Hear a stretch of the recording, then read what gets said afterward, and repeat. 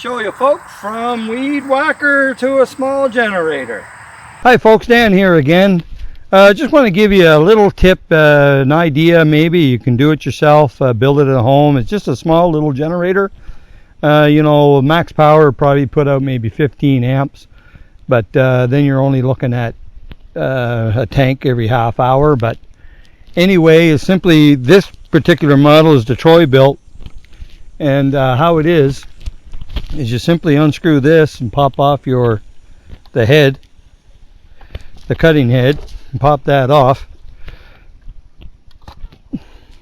And I built a little apparatus here that kind of lines everything up.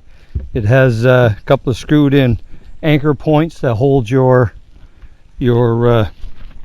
motor, and the shaft, as you can see here, it's square. So all I did was took a grinder and grinded the shaft.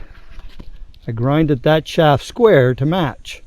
So it made it very simple to make. You just grind that to match. You line her up so that your apparatus fits in there. Perfect. This is just lined up so everything just fits right in. And then you just screw that in to hold her down tight. And there you go. You got yourself a nice lightweight, easy to carry it around.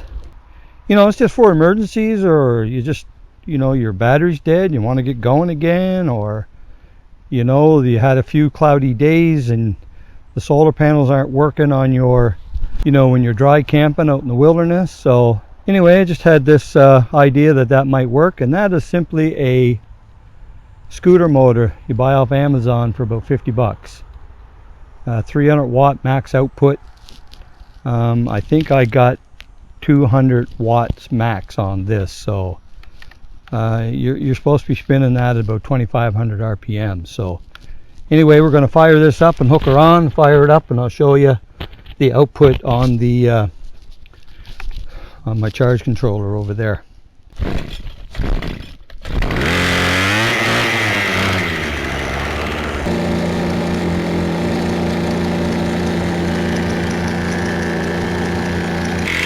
So just get an idea how I did the throttle.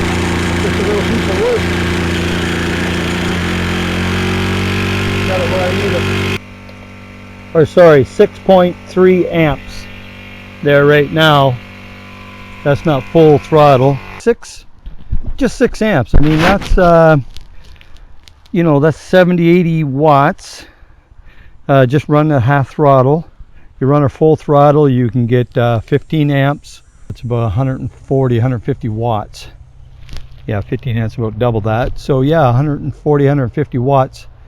And you know, if you wanted to watch you know, a small TV for a couple hours, that would do that easy.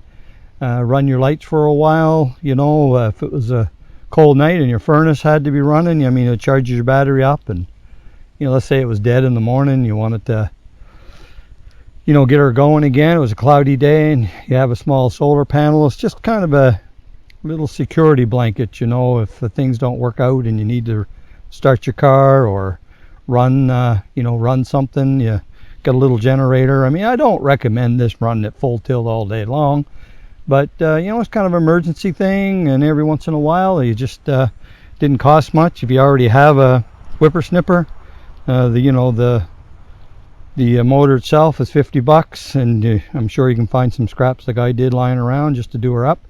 So anyway, that's a little idea. I just wanted to let you guys know that in case you know, you thought you might need a little small generator that's you know, under 200 watts. I'm assuming too that even though it's 2-stroke and a small engine and you're not putting out a whole lot of power, you're still going to be running about $1 an hour to run it. You can I think to fill the tank is about 45 cents, and that'll last from 30 to 40 minutes. Depends if you're wide open or not, you know. So 6 watts is you know, 6 amps, sorry, 70-80 watts.